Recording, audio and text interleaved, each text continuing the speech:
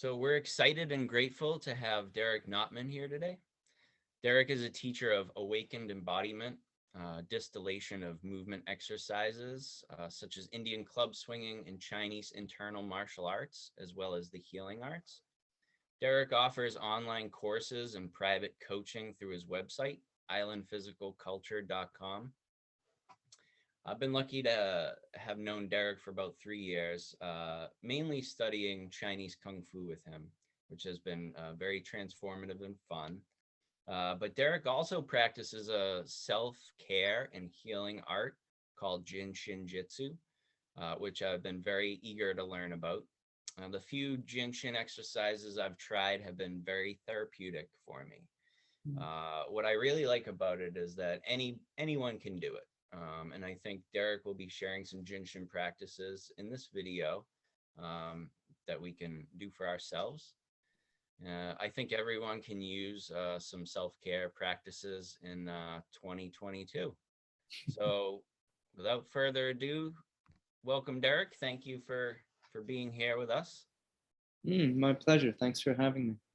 I was hoping you could tell us a little bit about Jinshin Jitsu and what your experience with it has been. Sure. I've been involved with Jinshin Jitsu, I don't know, 20 something years. I got introduced to it peripherally through an old girlfriend who was a massage therapist, and did a workshop and brought home these notes around the 26 safety energy locks, which sort of make up the basis of the body map. And yeah, I just remember being, she knew I was very interested in Chinese martial arts and Chinese medicine and philosophy and all that stuff. And so she shared this experience with me, and I can remember sort of looking at the notes and saying, safety energy lock 22. I don't get it. How's this work? You just touch this place and something happens. And so it intrigued me. I didn't get it at first, but it's something that I sort of had always intended to just dig deeper into when the chance presented, and sort of began practicing on myself and trying to figure out what any of it meant. And it's that kind of a practice. It's not immediately evident how this works or what it does. And it's also a practice that we get good at by working on ourselves. And that's what's beautiful about it, is it's heal thyself, right? Oftentimes in the world, people get very excited to share things, and maybe they don't have enough depth in it to really understand what's there. And so Jinshin is one of these practices that it's like a lot of these Eastern traditions. Tai Chi, Chinese Kung Fu is another example, that what you see at first is based on where you see it from. And as your location on the journey changes, what you see changes. And so Jinshin is very simple, very accessible, and very powerful. But it requires that we give ourselves to it, that there's a willingness to go into the not knowing, and to not get an immediate validation or confirmation of what you think it is. And so there's it's a mystery. It's a mystery school. And that's not to say that it's, what I mean by that is, all these years later, I could tell you what I think how it works. It's circulation, it's all these things, but really it's a mystery. It's a profoundly helpful practice that leads one deeper into their own experience of health and harmony, and allows us to share this with others as we get clearer on it, and become a vehicle for this. And so, it's an old tradition. You could say that Jinshin Jyutsu is a particular lineage of Japanese self-healing and healing, similar in many regards to acupuncture and acupressure. We use fingers and not needles, but it's its own unique lineage. You know, it's just like with martial arts. There's commonalities, but each art has its own unique definitions and ways it does things. So anyway, yeah, it's been a huge part of my process of sifting through my experience of being here, and super grateful for it, and something I love to share with others. And it can both either be a practice where you receive it lying on a table, or you learn to work on yourself. And probably the greatest gift of JinShin is its simplicity and availability. Anyone can do it, and it can be as simple as just holding a finger. And we'll talk about that further. But really, it's an invitation to now know myself, as Mary would say. And this is the profound invitation of being here. And so JinShin is a really useful way of harmonizing mind, body, and spirit, and cleaning up the container and allowing us to drop into a deeper state of harmonious presence. That's a wonderful description. Thank you. One thing about Jin Shin that I find interesting is, like you said, it's just simply holding certain parts of our body, and we do this kind of subconsciously too, right? Like, people could cross their arms for a feeling of security, or if you have a headache, you have a tendency to hold your head where it hurts. Do you have any feedback as far as how do we start this practice? Where do we begin, and how do we know how to practice it? Well, we can begin right here, holding the thumb. This is the band leader of the hand, and in its simplest format, everything can be done through the fingers. This is why fingers and toes are the end points of the body. And if the chi and blood circulate to the end points, they get everything in between. And so if you look at the amount of brain space that's allocated to the hands and the feet and the genitals and the face, it's disproportionate to the rest of the body. This idea of a homunculus that gives us a sense of how the body is wired to sense itself. Reflexology, these arts that deal primarily only with hands and feet, exist because these terminal points are so powerful. It's so much of our brain space. We're creative creatures, and our hands are how we create. So there's so much of our wiring that's tuned into our hands. And so simply holding fingers is a great way to start. The simplest way to think about it is we have 5 fingers.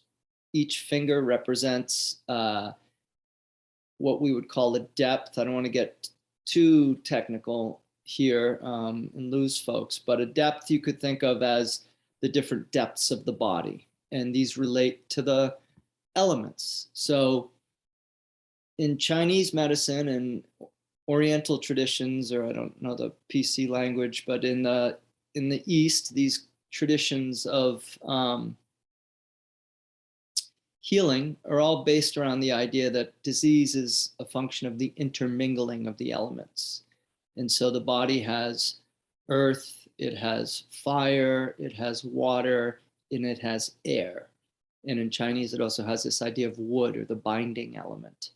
And these aren't metaphorical, they're actual, right? The body has substance, which is earth.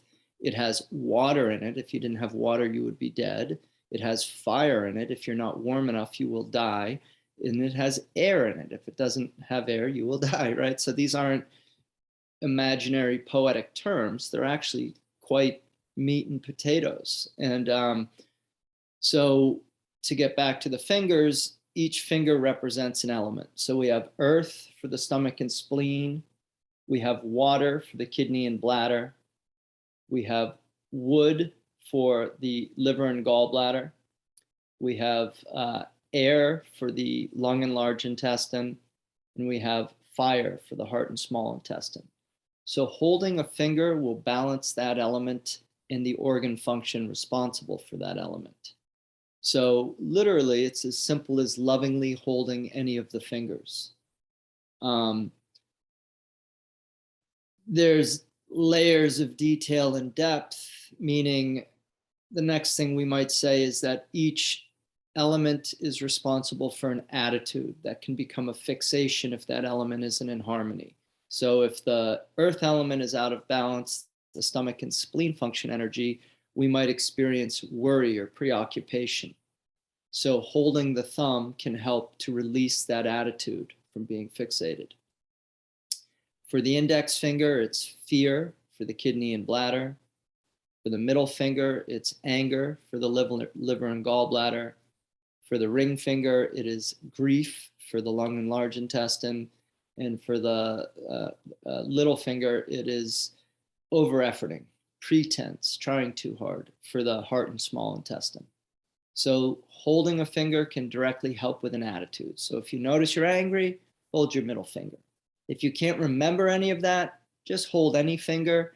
And if it makes you feel good, if you hold the thumb, it's the band leader and it'll bring everyone else into harmony too. So it's really that simple, but simple is profound, and we have to allow ourselves to be simple, to receive simple. A lot of the time we want to make things complicated. The mind gets involved and everything becomes quite, we try to figure out why.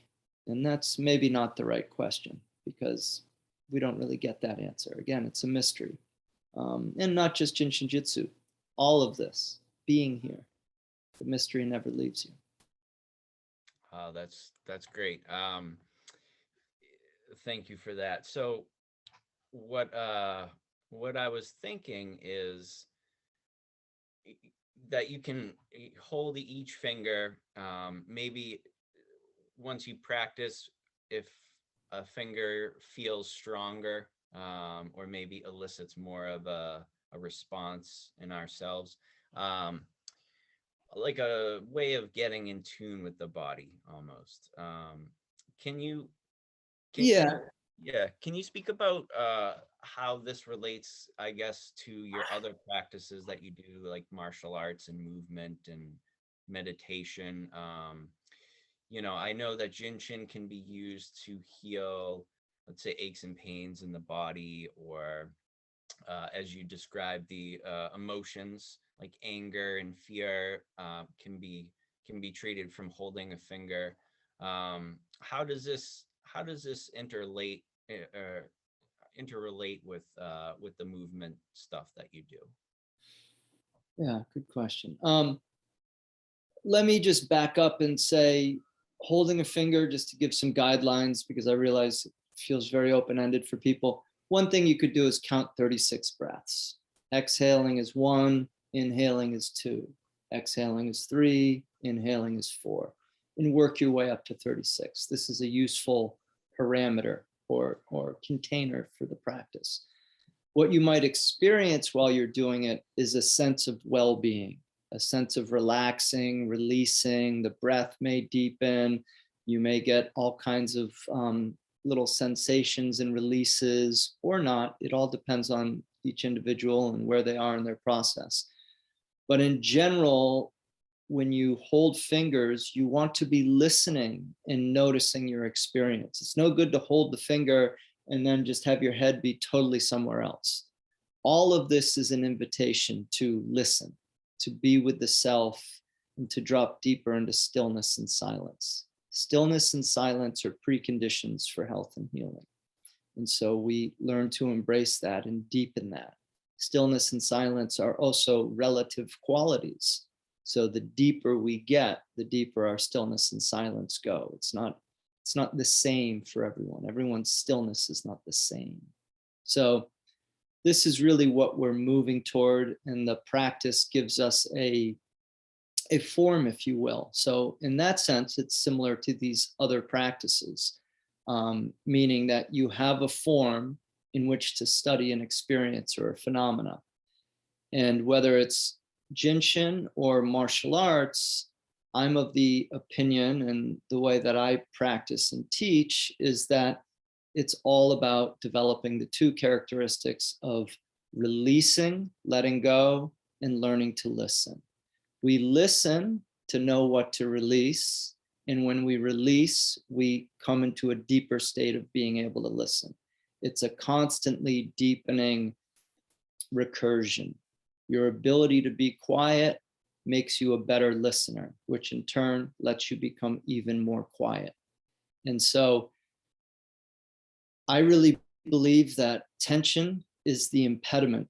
Tension is the rusting of the body, it's the rusting of the organism. And so for both movement and JinShin practices, they give us an opportunity to observe ourselves as we are. And in so doing, we create change. We have to be aware of something before we can change it. Most people are simply unaware of the tension they hold. They feel it in the abstract. Oh yeah, I'm stressed or I'm tight, but they don't know what to do with it. And so this is an invitation to learn how to release it.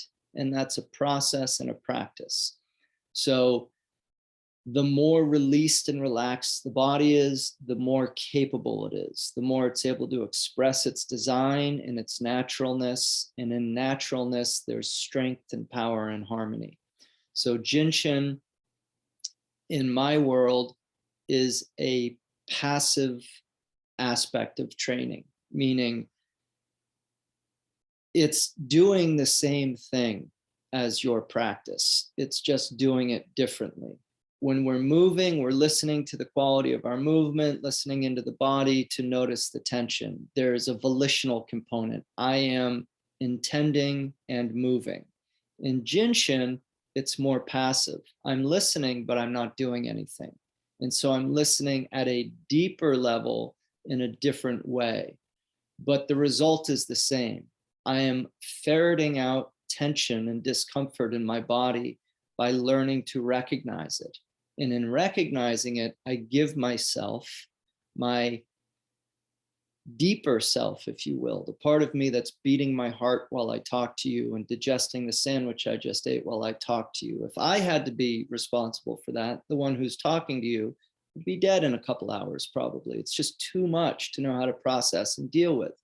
So we have to have a degree of faith in the body's innate ability to balance and heal itself. And what JinShin does is teaches us how to get out of the way, which is the same as internal martial art. And when I say internal martial art, I'm talking about the traditions of Chinese internal martial arts, which are what I have studied, but I'm also talking about this ability to become more self-aware and to really learn to recognize the design of the body and the hierarchies in the body and how to be in alignment. And there's a quality to this. All of these things are ways of understanding qualities. And when we understand qualities, we can cultivate those qualities. And in cultivating those qualities, we are transformed. We change ourselves. So JinShin is a real deep invitation into stillness and silence and gives us a way of helping to release conscious and subconscious tension. And when we release that tension, we promote circulation and flow and movement. And whether it's a body, an economy, or a roadway, if there's a lack of circulation, there's a problem. So at the simplest level, you could say that JinShin Jyutsu is the art of circulation. It's a way of letting go of what we don't know we're holding on to help facilitate breath and flow of blood and qi through the body.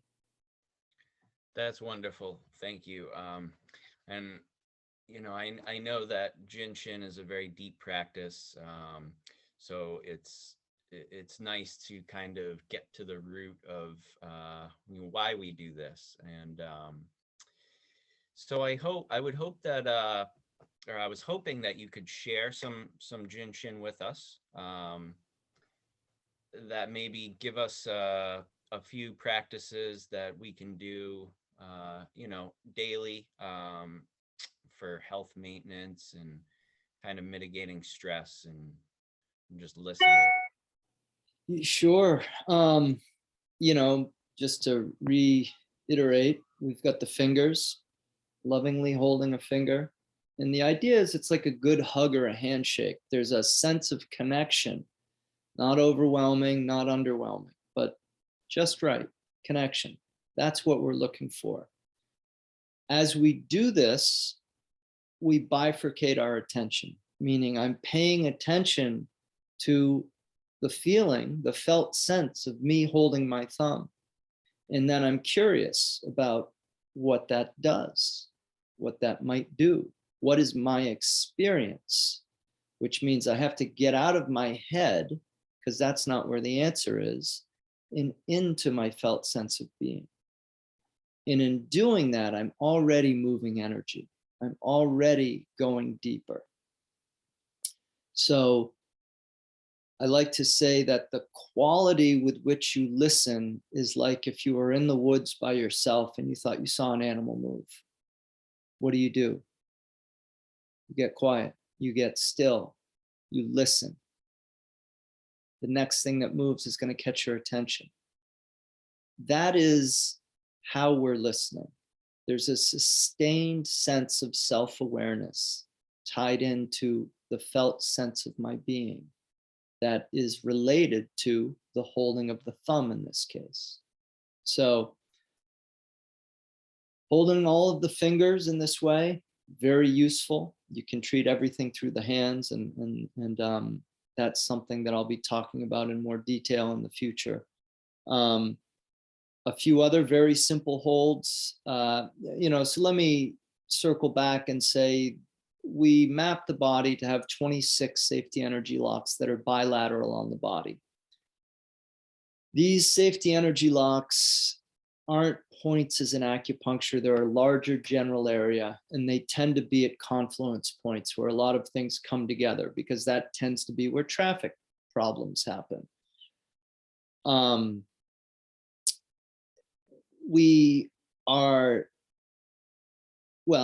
These safety energy locks, in addition to their location, they have a responsibility, they have a personality.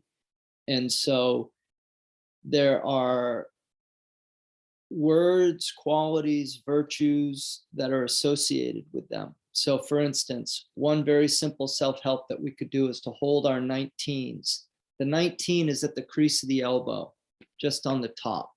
So you can put your hands on your opposite crease of the elbow, right here, yeah. And simply relax. Again, you could use the counting 1 through 36, beginning with 1 is the exhale, 2 is the inhale, all the way to 36. Softening, relaxing, listening as you're doing it. 19 has to do with authority, leadership, how we respond to other people's authority, how we use our own authority. So this is a very powerful hold. It's good for the digestion. It clears the waistline, good for the respiratory function of the body, a whole long list.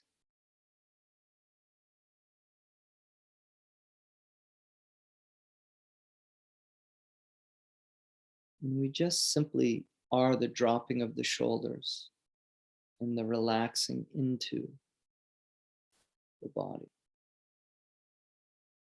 Quieting down, softening, receiving.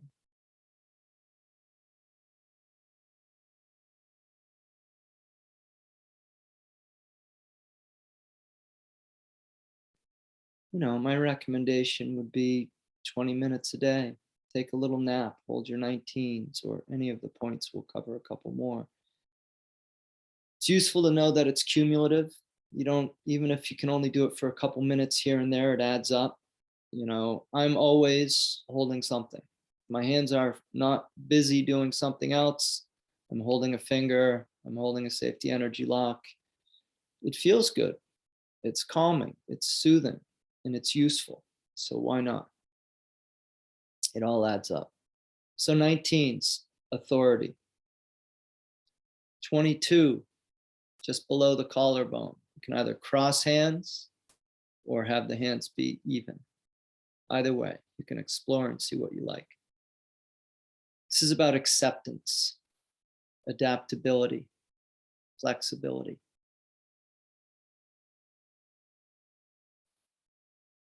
It's good for the liver and gallbladder. It's good for all descending energetic functions. 22s are where we call the hub, where the 144,000 flows in the body gather. Complete gathering, complete dispersal.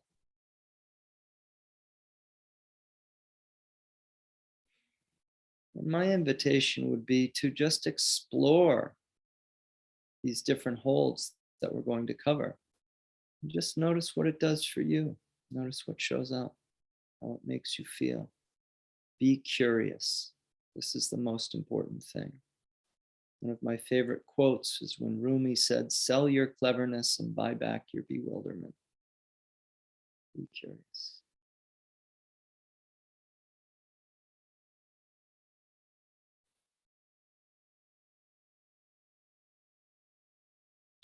Learning to soften and release is profound medicine. And it's a practice skill, something we learn to go deeper and deeper into.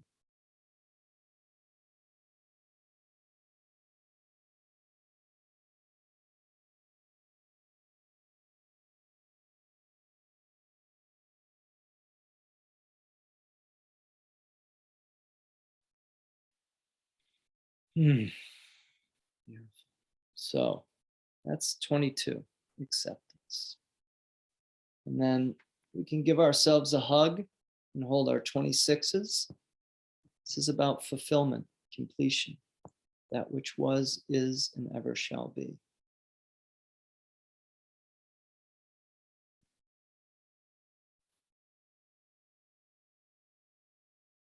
In a sense, all these practices, Jinshin Jyutsu, the internal arts, they're ways of preparing the body for spirit. The idea is that if the body is soft and comfortable, then we're able to be still and quiet. And then all the good stuff can happen. But if the body's agitated and uncomfortable, the mind is going to be agitated and uncomfortable. And it's very hard to get clarity in an agitated and uncomfortable mind. So we start with the grossest level, the physical form, and we bring it into harmony. This in turn begins the process of harmonizing the mental body and the emotional body.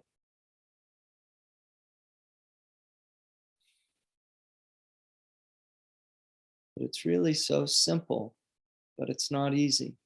Anyone who's tried to meditate can recognize that it's not easy to sit still and be quiet. In fact, I've heard it said from a few different people, but all our troubles would go away if man could sit at home and be quiet by himself. But we can't. So we go out and we get into mischief. We chase desires, we get attachments, and we suffer with the chaos of the world.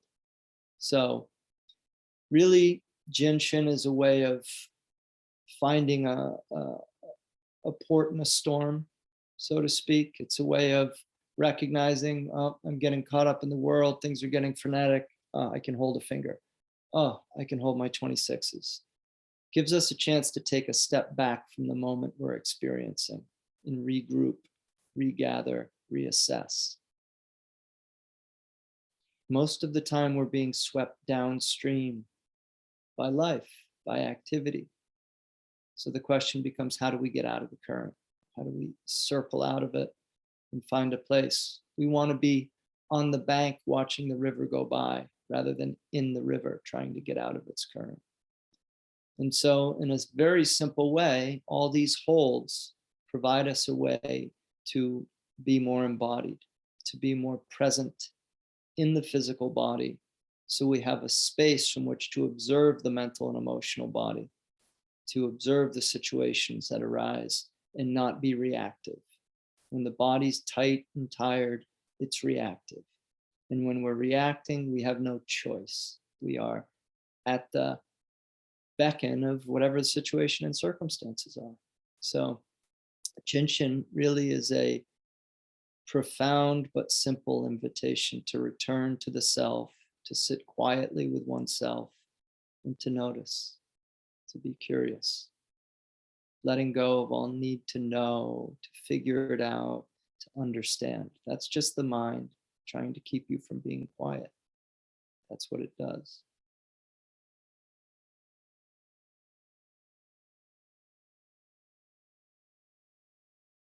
So yes, a lot of this work becomes about leading people into stillness and silence.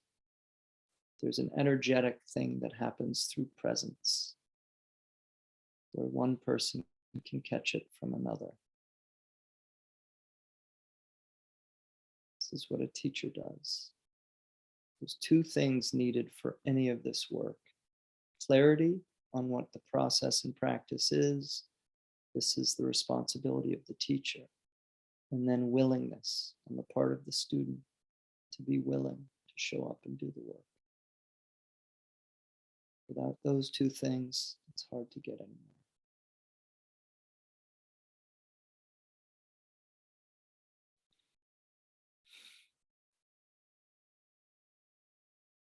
So I'm curious what you notice, what you're aware of.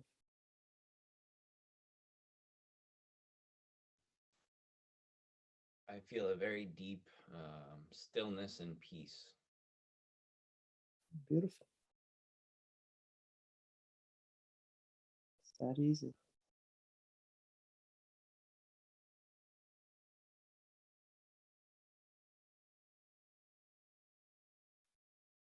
And so, as Mary would say, JinShin is the technique for when we get out of harmony because we're not living the philosophy. Meaning, the invitation is to live from this space, not to go out and do your thing and then, oh geez, I got crazy, I'm going to go back and do my JinShin and then go out again. And the idea is, what would it be like to meet the world from here?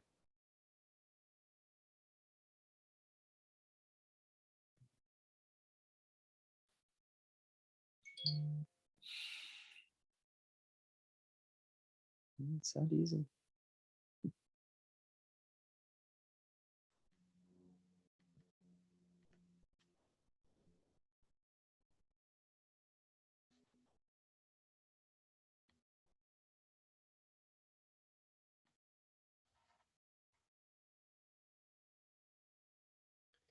Well, this is wonderful. So glad. I thank you. I thank you very much for your time and your sharing and direction with us. My pleasure. Thank you. Yeah. And so you just keep going. You just keep dropping in. And if you keep to curiosity and you keep to softening and listening and learning to recognize the movement of mind, then there's a possibility to go deeper. And that's really what all this work is. It's an invitation to go deeper.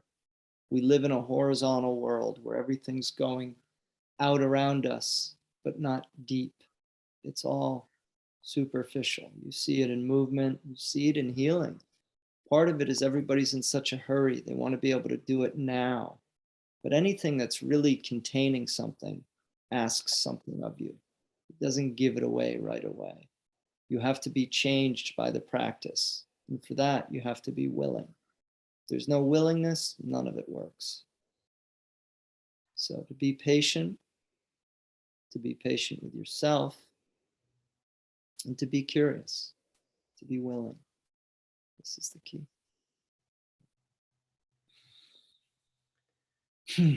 Wise words. Thank you so much, Derek.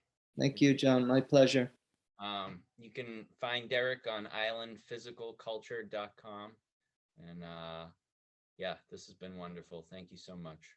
I'm so glad. Good news. We'll see you soon. Take care.